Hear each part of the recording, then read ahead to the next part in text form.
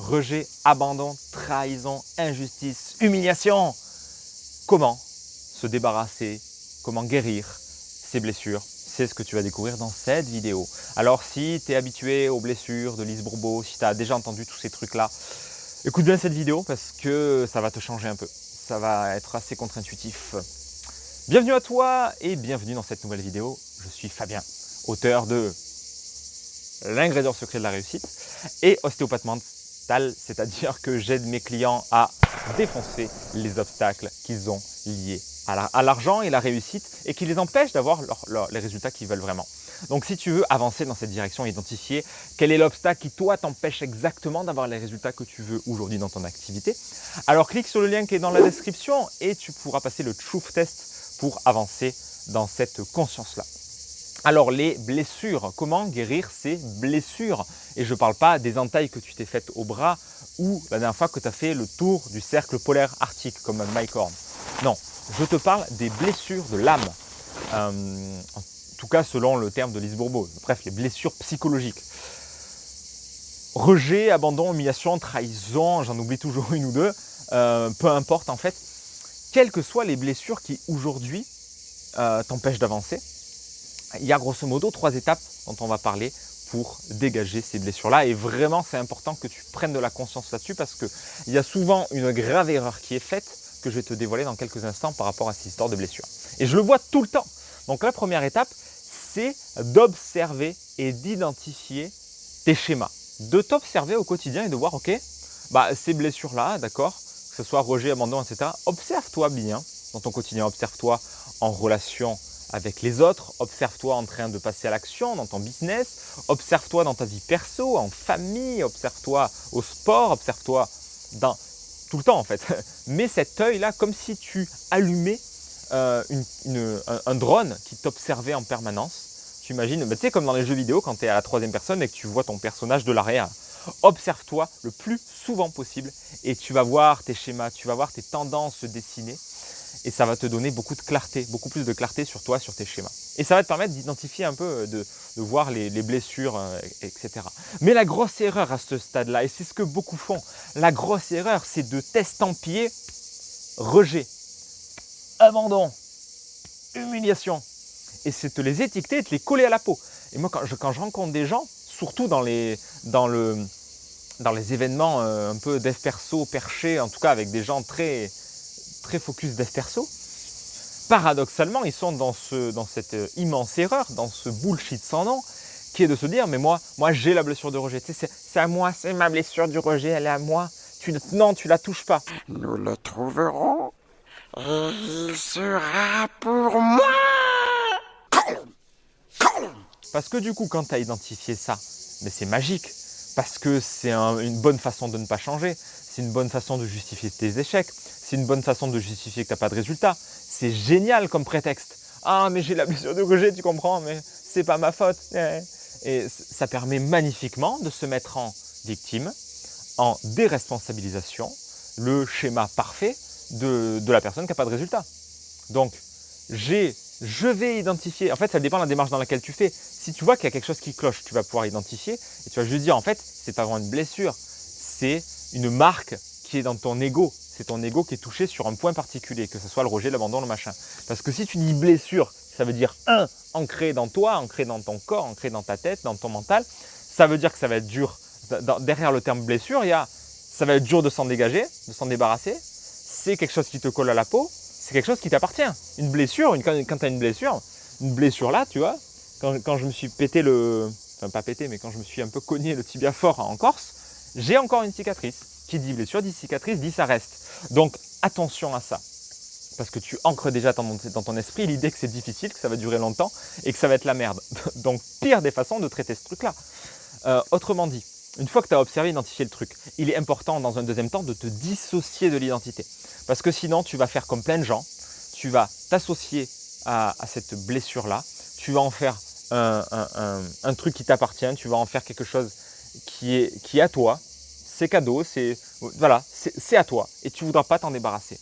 Parce que tu as plein de bénéfices secondaires à cette idée-là. Donc tu préféreras te déresponsabiliser et dire « c'est pas moi, c'est ma blessure de rejet, regarde, je ne peux pas faire des conférences, je ne peux pas faire de livres, j'ai peur d'être rejeté. Qu'est-ce que tu veux que je fasse? Donc ça, c'est le pire truc qui soit. Se cacher derrière une excuse de ce genre-là, en mode « ouais, mais je suis comme ça », c'est comme le « oh, je suis timide ». Quel gros bullshit! Combien d'années j'ai répété ça quand j'étais ado? C'est une connerie ça aussi. Je suis timide. Tu es timide de rien du tout. C'est juste que tu n'as pas développé la compétence de parler en public. Tu n'as pas développé la compétence de parler face à une caméra.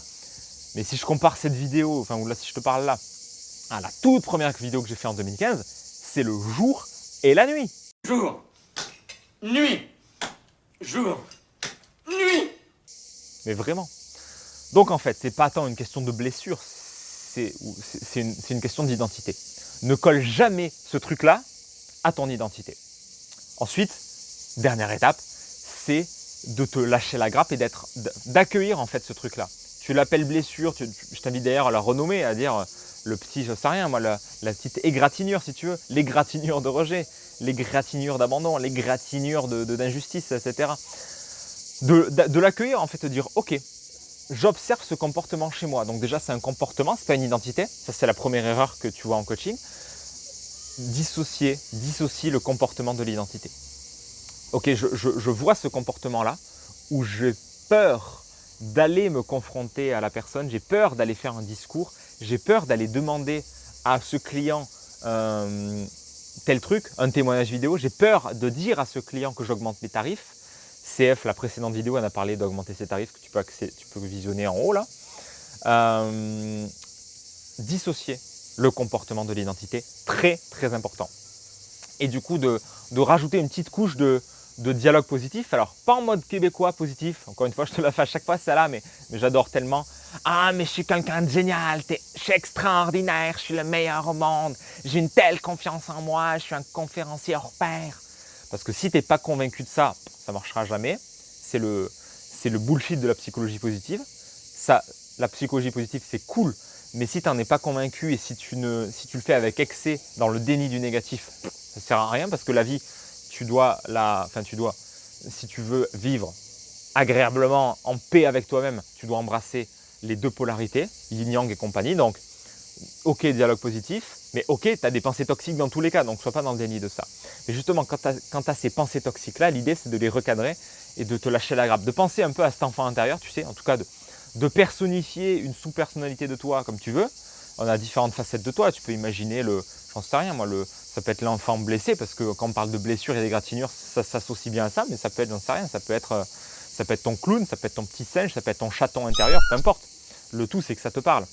Et que du coup, tu le chouchoutes un peu, tu vois, tu lui fasses des câlins, sans aller dans l'excès, dans l'approche québécoise du coach positif, là, en allant vraiment dans quelque chose de plus réaliste et juste de dire ok, je vois que j'ai ça, mais c'est ok.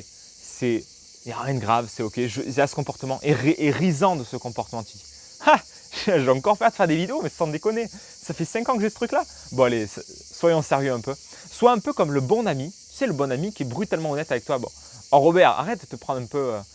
Arrête de te prendre au sérieux là. Allez, fais-la cette vidéo. Putain, je sais, t'es timide, mais c'est bon, allez, vas-y quoi.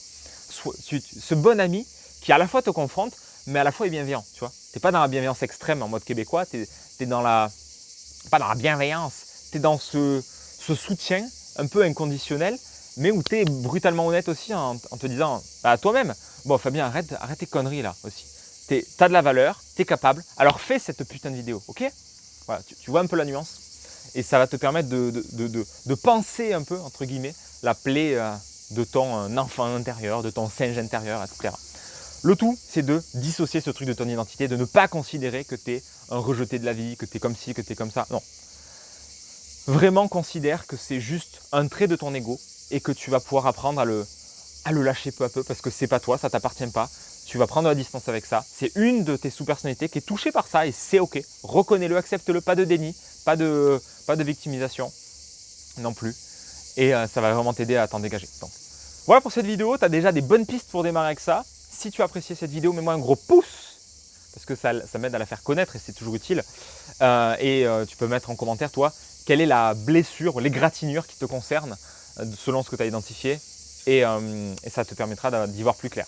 Si tu veux identifier beaucoup plus précisément quel est le blocage aujourd'hui inconscient qui t'empêche d'avoir les résultats que tu souhaites, tu peux passer le Truth Test en cliquant sur le lien qui est dans la description.